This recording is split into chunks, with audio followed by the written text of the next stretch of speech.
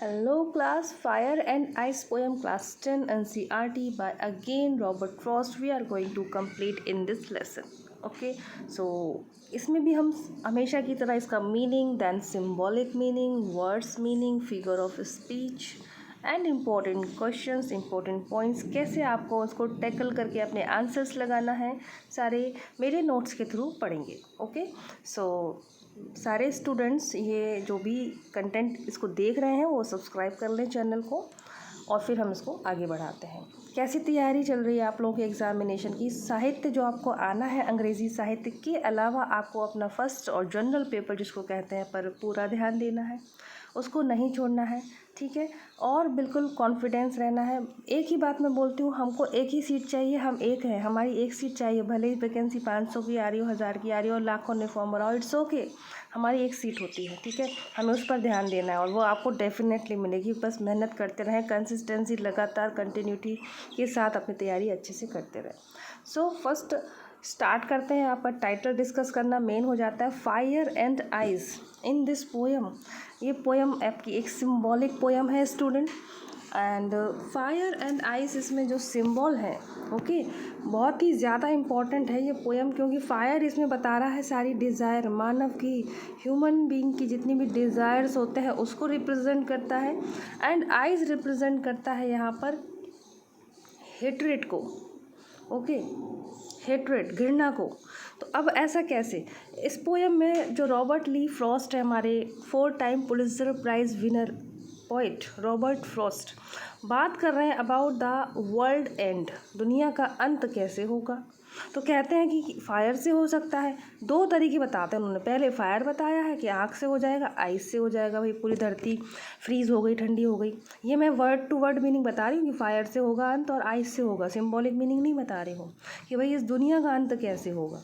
तो ऐसे होगा, बताते हैं फायर से होगा या फिर आइस से हो जाएगा. ठीक है, तो अब इसको मैं आप सभी को बता दूँ कि इसका वर्ड टू वर्ड मीनिंग तो हमें और अच्छे से क्लियर होगा. देखिए, ओनली 8 लाइन पोएम है, 2 स्टेंजा है इसमें. आपके राइमिंग स्कीम भी बहुत इजी है.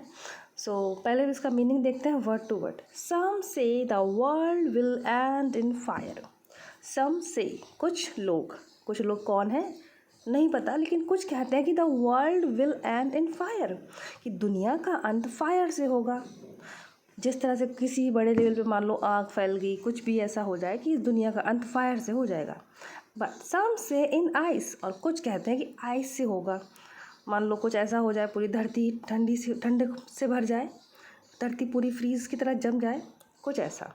From what I have tested of desire. From what I have tested of desire, जैसे कि मैंने डिज़ायर को टेस्ट किया है. आई hold with those who fever fire. तो मैं उन लोगों के साथ जाना चाहूँगा जो फायर के लिए कह रहे हैं कि अर्थ का सर्वनाश फायर से होगा, इस दुनिया का अंत फायर से होगा. मैं उन लोगों के साथ जाना चाहूँगा. आई होल्ड विद दोज, मैं उनके साथ हूँ. ये क्वेश्चन बनेगा, वही पोइट वेरी फर्स्ट किसके साथ हैं?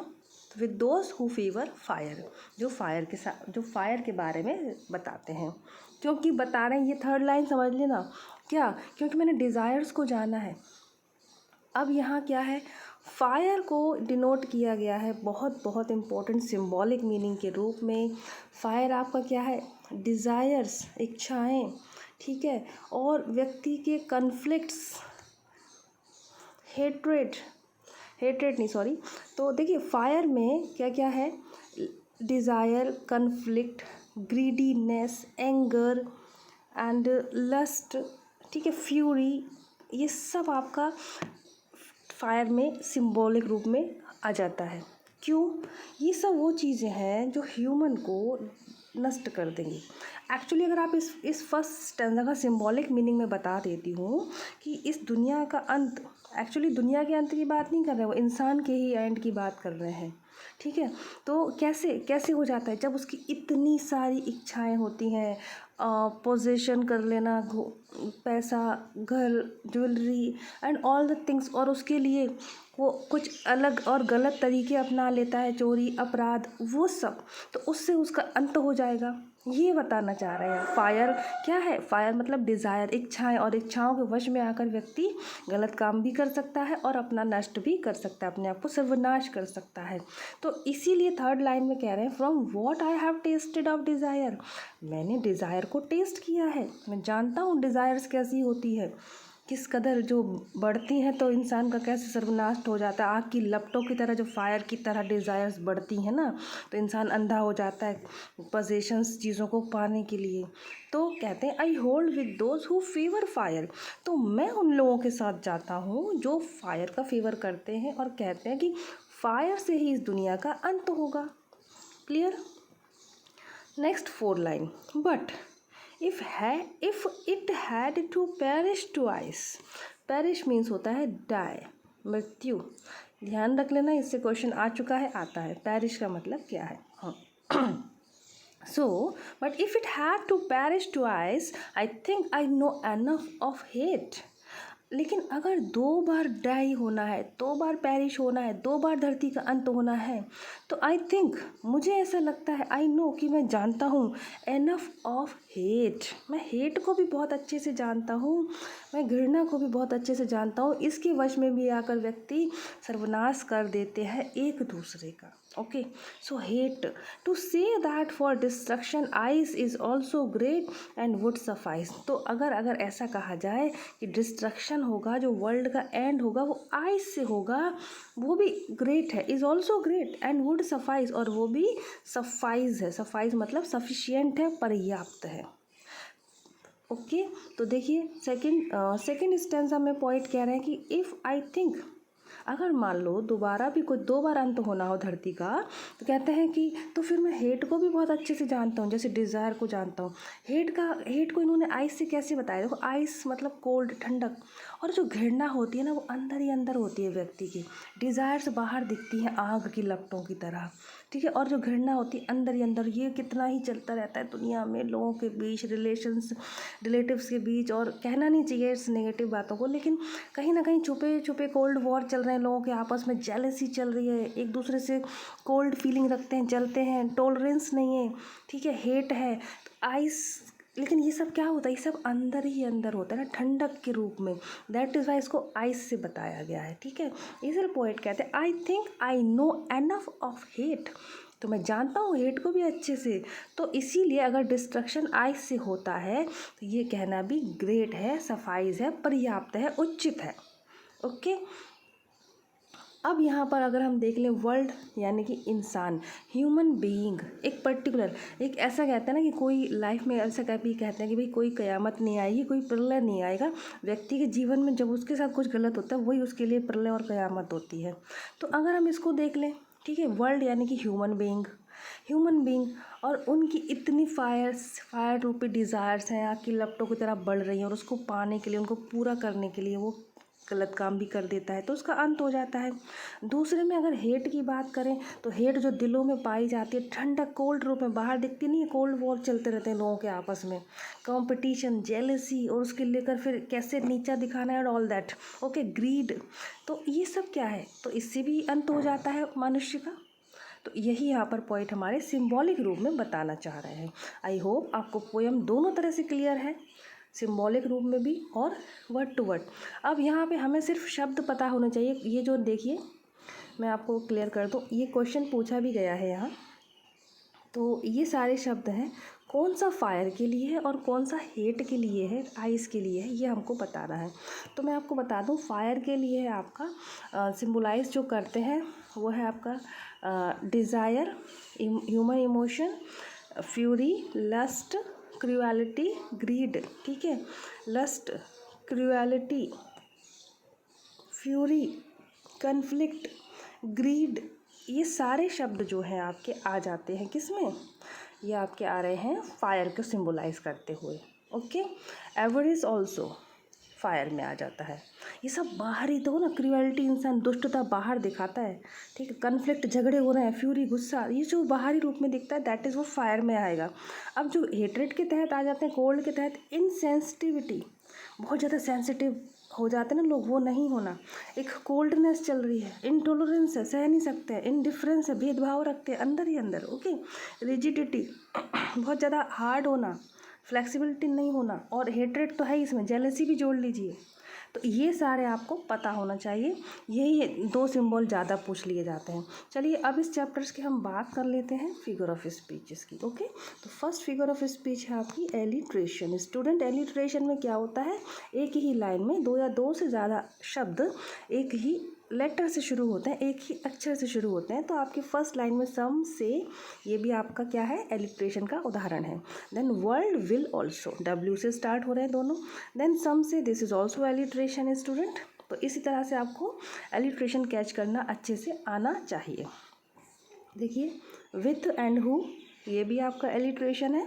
ओके, एक ही लाइन में आ रहे हैं, वो आगे पीछे थोड़ा हो सकते हैं, चल देगा। Okay, so this is the alliteration. Then आपका सेकंड हो जाएगा students anaphora. Anaphora is what, when एक stanza, when in a stanza 2 or more line starting with the same word, 2 या 2 से ज़्यादा लाइनें स्टार्ट होती हैं सेम ही वर्ड से। ये दोनों लाइन सम से शुरू हो रही है, सम say. This is anaphora figure of speech. Okay, मैंने इतनी पोएम्स में अभी तक ये डिक्लेयर समझाए हैं, ये सारी स्पीचेस, और मैं हर पोएम में इस तरह से समझाती हूँ कि अगर कोई पहली बार ये मेरा लेसन देखे तो उसको उतने ही नए तरीके से समझ में आ जाए। फिर भी आप लोगों को अभी तक बहुत अच्छे से समझ में आ गए होंगे, ये मेरा विश्वास है। आप लोग कमेंट्स करके बताया कीजिए कि आपको मेरी टीचिंग कैसी लग रही है और मैं इसमें क्या सुधार करूँ, तो मुझे अच्छा लगेगा। एक एक कमेंट से, एक एक लाइक से काफ़ी फ़र्क पड़ता है स्टूडेंट्स। ओके, वो आजकल आप सोचोगे कि सारे यूट्यूबर्स यही बोलते हैं, लेकिन मीनिंग रखती है वो चीज़ें। मेरे लिए तो बहुत मीनिंग रखता है, मुझे कनेक्ट होना बहुत पसंद है अपने सब्सक्राइबर से। मैं वेट करती हूँ कि लोग बोलेंगे, पूछेंगे कुछ, मुझे अच्छा लगेगा, तभी मैं आगे फिर अपना जो स्ट्रैटेजी है, क्या पढ़ाना है, वो भी मैं रेडी रखती हूँ फिर उसी वजह से। चलिए, तो आपका एनाफोरा हो गया। Then imagination, imagery figure of speech. When a imagination, when picture comes in your mind, okay, this is called imagery. अब फायर और आइस का पिक्चर तो आ ही जाता है कि दुनिया का अंत फायर से हो रहा है, दुनिया का अंत आइस से हो रहा है, that is imaginary figure of speech. ये पूरी पोएम में आपकी अप्लाई होती है। And next is metaphor. Metaphor में कंपैरिजन होता है, टू अनलाइक थिंग्स का, दो एक जैसी चीज़ें जो ना हो उनका कंपैरिजन होता है, ठीक है। और उसमें लाइक और एज का यूज़ नहीं होता है, इसके जैसा वो, उसके जैसा ये, ऐसा वर्ड नहीं होता है, जैसा नहीं लगता है यहाँ, डायरेक्ट होता है। तो फायर को डायरेक्ट जो है आपका मेटाफर किया गया है, किससे, यही सब है, डिज़ायर से, ठीक है। फायर का मेटाफर क्या है, डिज़ायर, कंपैरिजन फायर को डिज़ायर से किया गया है।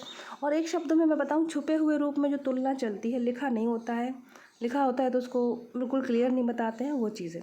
एंड आइस यहाँ पर मेटाफर है आपका हेट्रेड के लिए। ओके, देन हम लोग देख लेंगे figure of speech, repetition. Repetition की स्पेलिंग पे ध्यान दीजिएगा, रिपीटेशन में ए नहीं आता है स्पेलिंग में। हाँ, तो रिपीटेशन किस वर्ड का हो रहा है यहाँ पर, आई वर्ड का। पोइट हर जगह अपने आप पर भी ध्यान दे रहे हैं, अपने आप को एम्फेसाइज करते हुए बता रहे हैं कि मेरे अकॉर्डिंग ऐसा है, मैं ऐसे लोगों के साथ जाऊंगा, ठीक है। और हाँ, रिपीटेशन सिर्फ ऐसा ही नहीं होता कि आप सोचो ये दा का हो जाए, इन, ऑफ, ऐसे शब्दों का हो जाए, नहीं, ये रिपीटेशन में नहीं आता है। कुछ पर्टिकुलर वर्ड्स का होता है जो कि अपने आप में एक महत्व रखते हैं, ठीक है। तो आई वर्ड का यहाँ रिपीटेड हुआ है। और ये भी ध्यान रखना, रिपीटेशन किसी लाइन में या स्टैंजा में नहीं होता है, पूरी ही पोएम के लिए वो अप्लाई होता है कि पूरी ही पोएम में कोई वर्ड अगर बार बार आपका रिपीट हो रहा है, ठीक है, सम से भी रिपीट हुआ है, ये भी आपका रिपीटेशन में आ जाएगा students. Next figure of speech is assonance. Assonance, जब कोई वोबल साउंड AEIOU, ये जो साउंड होता है, ये रिपीट हो रहा है एक लाइन में। When in a line any vowel sound is repeating mid, between और लास्ट कहीं भी रिपीट होता है, दैट इज एसोनेंस। अब देखिए कहाँ है एसोनेंस, ये लाइन में ओ साउंड बहुत रिपीट हुआ है, hold, those, who and favour. I hold with those who favour fire, ओ निकल रहा है ना, ये वोवल ओ साउंड निकल रहा है, दैट इज एसोनेंस। ओके, तो इस तरह से हमको सर्च करना आना चाहिए। जो एसोनेंस होते हैं और वो आपको काफ़ी ही मिल जाएंगे। अगर आप और भी सर्च करेंगे, डिफरेंट डिफरेंट पोएम में देखेंगे तो आपको वो क्लियर होंगे। देन आपका जो फिगर ऑफ स्पीच आ जाता है दैट इज़ पर्सोनिफिकेशन। पर्सन की क्वालिटी दे दी जाती है किसी ऑब्जेक्ट्स को, किसी आइडिया को। Personification that is called. Okay, मैंने इसका अलग से वीडियो बना दिया था सिर्फ इसलिए कि होना चाहिए। अदरवाइज़ आपका फिगर ऑफ स्पीच जो यूनिट 7 है बिल्कुल क्लियर है, तैयार है मेरे अकॉर्डिंग, क्योंकि हम पोएम में वो सारे ही फिगर ऑफ स्पीच कई बार पढ़ चुके हैं। तो पर्सोनिफिकेशन यहाँ किसको पर्सन बना दिया है, पर्सन की क्वालिटी किसको दे दी गई है, फायर और आइस को। डिस्ट्रक्शन की जो क्वालिटी होती है ना वो क्वालिटी ह्यूमन की होती है, ठीक है। और यहाँ कह रहे हैं कि फायर डिस्ट्रक्शन करेगा और आइस डिस्ट्रक्शन करेगा, तो ये आपका यहाँ पर पर्सोनिफिकेशन बिल्कुल से आ जाता है, ठीक है, अच्छे से समझ लेना। देन आपका आ जाता है एंटीथीसिस। एंटीथीसिस जो फिगर ऑफ स्पीच होती है, अपोजिट वर्ड जिसमें कि यूज़ होते हैं। फायर और आइस दोनों अपोजिट है। Fire is the antithesis of ice, तो ये आपका एंटीथीसिस फिगर ऑफ स्पीच यहाँ हो जाएगा। नेक्स्ट है आपका सिम्बोलिज्म फिगर ऑफ स्पीच। प्रतीक होता है जो किसी में किसी चीज़ का प्रतीक छुपा होता है, सिम्बोलिज्म। तो मैंने बताया है आपको फायर के और आइस के दोनों के कई सारे सिम्बोलाइज बताए हैं कि फायर के लिए क्या क्या है, fury, desire, conflict, greed, avoidance, lust, ये सब आपके फायर के सिम्बोलिज्म है। और आइस जो आपका सिंबल करती है कौन कौन से वर्ड्स को, hatred, jealousy, okay, intolerance, cruelty, coldness, indifference, rigidity, इन सबको आपकी आइस जो है मेटा सिम्बोलाइज करती है यहाँ पर, ये सब इस सिंबल है, ठीक है। तो ये आपके इतने सारे टोटल 10 फिगर ऑफ स्पीच मैंने यहाँ समझा दिया आपको। स्टूडेंट्स राइमिंग स्कीम कैच कर लेते हैं। फायर, आइस, डिज़ायर, फायर, जो लास्ट एक स्टेंजा के लास्ट वर्ड को अंडरलाइन कर लें। फायर, अब इनको हमें ABCD देना होता है, जो राइम करते हैं एक दूसरे से, तुकबंदी जिसको हम कहते हैं, मिलते जुलते हैं। ए फायर मिलता हुआ है, डिज़ायर भी ए है और फायर भी ए है और आइस है B। तो फर्स्ट स्टेंजा की आपकी जो राइमिंग स्कीम होगी A ये है आपकी स्टेंजा 1 की। देन नेक्स्ट देख लेंगे, twice, hate, ice, great, suffice. क्योंकि हमने यहाँ पर ऊपर आइस को B दिया था ना, तो ये वही है B, एंड हेट को हम नया दे देंगे C। फिर आइस के लिए ट्वाइस आइस B चलेगा, फिर ग्रेट के लिए हेट ग्रेट C चलेगा, एंड सफाइस के लिए B चलेगा। तो इसका हो जाएगा आपका B C एंड B। तो पूरा आपका जो इस पोएम का आपका जो राइमिंग स्कीम है A B C B, आपको इतना क्लियर होना चाहिए। और आपको सबसे बड़ी बात है कि खुद से कैच करना आना चाहिए। जब इंटरव्यूज़ होते हैं उसमें ऐसे ही आपको स्टैंजा या पोएम दिखाकर इसकी राइमिंग स्कीम पूछी जाती है, ठीक है। बिल्कुल होप खोए बिना, उम्मीद खोए बिना पढ़ते रहिए। और एक बार इतना ध्यान रखें, हमें बाकियों से ज़्यादा समय देना है, ठीक है। अब जब सारी दुनिया सो रही है और हम जाग के पढ़ रहे हैं तो फिर आप क्यों नहीं आगे जाओगे, हमें आगे निकलना है। अभी सारी दुनिया 2 घंटे पढ़ रही है, हम भी 2 घंटे पढ़ रहे हैं, तो फिर चले रहो भेड़ चाल में। नहीं, हमें कुछ अलग करना है तो अलग बढ़ना भी है। सारी चीज़ें एक तरफ कर दीजिए, अभी सिर्फ पढ़ना है। सिर्फ आपको इस फोकस दे लेना है अगस्त में जो आपका एग्ज़ाम है, क्योंकि स्टूडेंट सारा सब कुछ कोई कहीं नहीं जाएगा। आपका मोबाइल, रिश्तेदार, दुनिया, फ्रेंड्स, जो भी आपके हॉबीज़ हैं, हैबिट्स हैं, अभी आपको सब पे वर्क करना है। सारा कुछ आपके कदमों में ही है। अगर आपने ये पा लिया तो सब आपका देखिए लाइफ चेंज हो जाएगी बिल्कुल। और आप कितने ही चीज़ें होती हैं कि हम नहीं छोड़ पाते हैं, वो अभी सब देख लीजिए। अभी आपको सिर्फ पढ़ाई करनी है। सिलेक्शन होते हैं, मेरा मानना है ऐसे ही नहीं होता है। और जिनके सिलेक्शन होता है वो आप ही के जैसे इंसान हैं, कोई और कहीं से नहीं आए हैं वो। मैं अपने दोस्तों से कहती हूँ कि जिनके सिलेक्शन होते हैं, क्या वो एलियन थोड़ी ना होते हैं भैया, हमारे जैसे इंसान होते हैं। लगती है नौकरी, लगी है और लगेगी, तो बिल्कुल विश्वास रखिए। अच्छा मैंने आपको कुछ वो बताए थे कि कैसे आपको NCERT के चैप्टर इस बार आपके बुक में रख दिए गए हैं सिलेबस में। तो आपको उनका पहले तो इस तरह से मीनिंग देख लेना होता है, उसके MCQs पढ़ लेने होते हैं। खुद से बनाना हो तो एक पोएम से आप 15 से 20 MCQs बनाइए, खुद से पॉइंट निकालिए खुद से। उसके बाद उसमें जो इस टेक्स्ट बुक में जो क्वेश्चन आंसर दिए होते हैं, इनको ज़रूर देखिए, ठीक है। NCERT सॉल्यूशन करके एक ऐप है, उसमें सारे सॉल्यूशंस हैं। मैंने उसका एक वीडियो भी शेयर किया था टेलीग्राम पे कि कैसे आपको सारे सॉल्यूशन क्वेश्चन आप वहाँ से तुरंत देख सकते हो, तो उनको निकाल के पढ़ लीजिए। और सबसे बड़ी बात है ना, आपके पास जहाँ आप ये वीडियो अभी देख रहे हो ना, आपका मोबाइल वो आपके लिए बेस्ट है, ठीक है।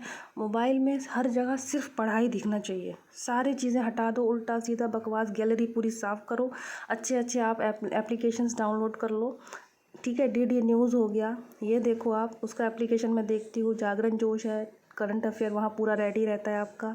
तो अगर मोबाइल भी आप ओपन कर रहे हैं ना, तो आपको वहाँ पढ़ाई ही दिखे, मेरा मानना ये है, ठीक है। तो आप लोग ऐसा ही करें। और ये सारा आपका थर्ड, अच्छा मैंने 3 स्टेप जो बताए हैं ना, वीडियो को समझ लिया, मतलब मीनिंग, और वीडियो देख के मीनिंग है, सिंबॉलिक मीनिंग हो गया, एमसीक्यू देख लिया, और चैप्टर बुक में दिए हुए क्वेश्चन आंसर।